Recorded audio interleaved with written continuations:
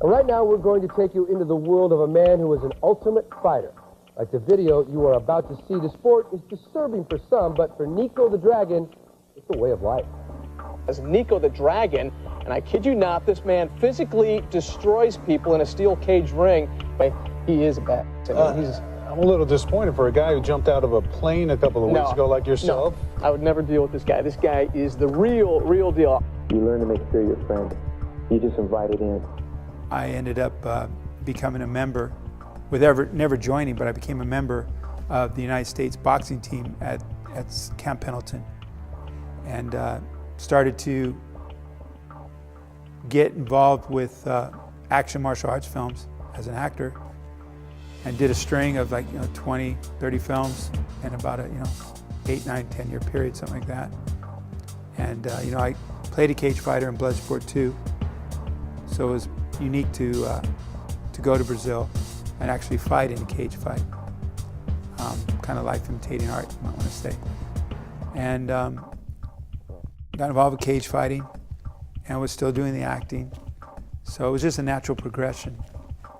A lot of broken promises, shattered dreams. And I decided the only thing I hated worse than myself was drugs. But I started to realize that I was committing spiritual suicide.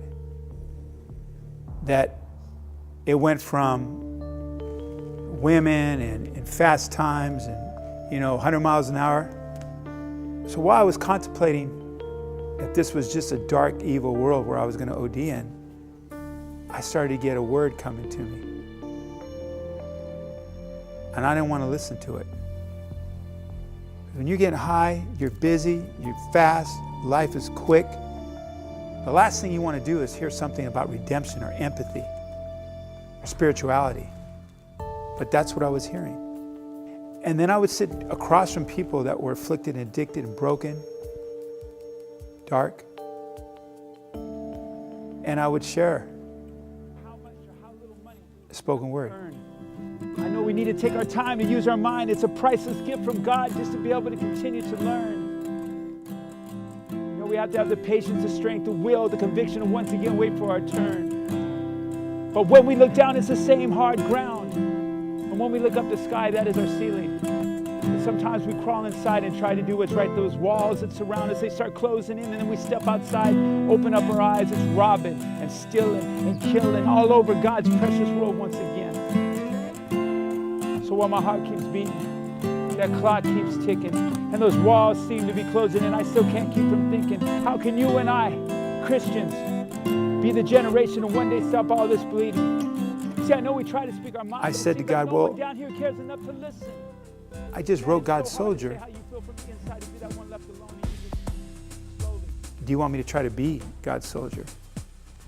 I fully believe has been co-authored, if not authored, by the Holy Spirit.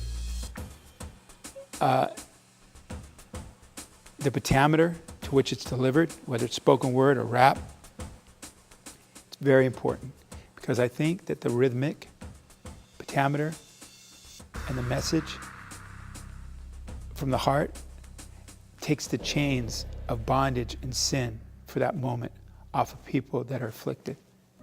But the fight in the cage of life, it's sometimes overwhelming.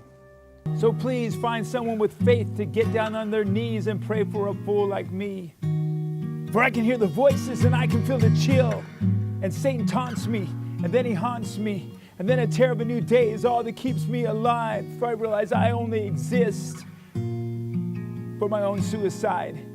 And here I am, God. And you never left me alone. I can hear the sweet angels singing. Holy Spirit told me to simply turn around and go home. When I felt that there had to be a calling and strength and conviction, we can be in the garage all day long and pray. It doesn't make you a car.